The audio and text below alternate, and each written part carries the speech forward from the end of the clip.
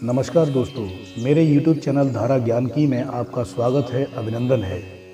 आज हम बताएंगे कि लुप्त होने जा रहा है बद्रीनाथ धाम, जानिए 10 रहस्य। तो आपका बिना समय गंवाए हम चलते हैं बद्रीनाथ धाम की यात्रा पर। हिंदुओं के 4 धामों में से एक बद्रीनाथ धाम भगवान विष्णु का निवास स्थल है।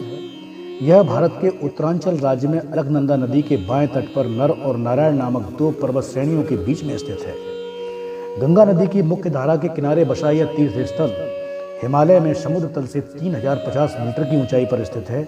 आओ जानते हैं इसके 10 रहस्य। हिंदुओं के 4 धर्म स्थल के नाम हैं बद्रीनाथ, द्वारका, जगन्नाथ और रामेश्वरम। ये 4 धाम प्रमुख हैं। लेकिन जब व्यक्ति बद्रीनाथ दर्शन करने जाता है तो उसे गंगोत्री, यमुनोत्री और केदारनाथ के दर्शन भी करने चाहिए। इन चारों को मिलाकर छोटा 4 धाम कहा गया है। अब हम सबसे पहले ये जानने का प्रयास करेंगे कि केदारनाथ में क्या है और बद्रीनाथ में क्या है। चलिए, सबसे पहले केदारनाथ, जो जहाँ भगवान शंकर का आराम करने का स्थान माना गया है, वहीं बद्रीनाथ को सृष्टि का 8वां बैकुंठ कहा गया है, जहां भगवान विष्णु 6 महामुद्रा में रहते हैं और 6 माह जागते हैं। यहाँ बद्रीनाथ की मूर्ति शालिग्राम से बनी हुई है, चतुर्भुज ध्यान मुद्रा में है। यहाँ नर नारायण विग्रह की पूजा होती है और अखंड दीप जलता है, जो कि अचल ज्ञान ज्योति का प्रतीक है। दूसरी बात, बद्रीनाथ का नाम इसलिए बद्रीनाथ है क्योंकि यहाँ प्रचुर मात्रा में पाई जाने वाली बेरी को बद्री कहते हैं। इसी कारण इस धाम का नाम बद्री पड़ा। यहाँ भगवान विष्णु का विशाल मंदिर है और यह संपूर्ण क्षेत्र प्रकृति की गोद में स्थित है। तीसरी बात, केदार घाटी में 2 पहाड़ हैं, नर और नारायण पर्वत। विष्णु के 24 अवतारों में से एक नर और नारायण ऋषि की यह तपोभूमि है।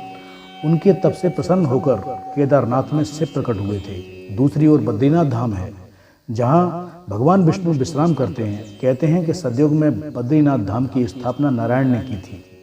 भगवान केदारनाथ ज्योतिर्लिंग के दर्शन के बाद बद्री क्षेत्र में भगवान नर नारायण का दर्शन करने से मनुष्य के सारे पाप नष्ट हो जाते हैं और उसे जीवन मुक्ति भी प्राप्त हो जाती है। इसी आशय को शिव पुराण के कोटि रुद्र संहिता में भी व्यक्त किया गया है। चौथी बात, पुराणों के अनुसार भूकंप, जल प्रलय और सूखे के बाद गंगा लुप्त हो जाएगी और इसी गंगा की कथा के साथ जुड़ी है बद्रीनाथ और केदारनाथ तीर्थ स्थल की रोचक कहानी। भविष्य में नहीं होंगे बद्रीनाथ के दर्शन, क्योंकि माना जाता है कि जिस दिन नर और नारायण पर्वत आपस में मिल जाएंगे, बद्रीनाथ का मार्ग पूरी तरह बंद हो जाएगा। भक्त बद्रीनाथ के दर्शन नहीं कर पाएंगे। पुराणों के अनुसार आने वाले कुछ वर्षों में वर्तमान बद्रीनाथ धाम और केदारनाथ धाम लुप्त हो जाएंगे और वर्षों बाद भविष्य में बद्री नामक नए तीर्थ का उद्गम होगा। भविष्य बद्री नामक नए तीर्थ का उद्गम होगा। यह भी मान्यता है कि जोशीमठ में स्थित नरसिंह भगवान की मूर्ति का एक हाथ सार पतला होता जा रहा है।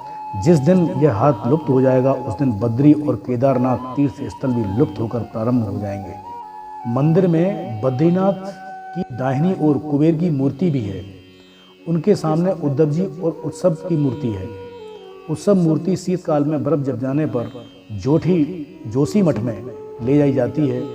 उद्धव जी के पास ही चरण पादुका है। बाईं ओर नर नारायण की मूर्ति है।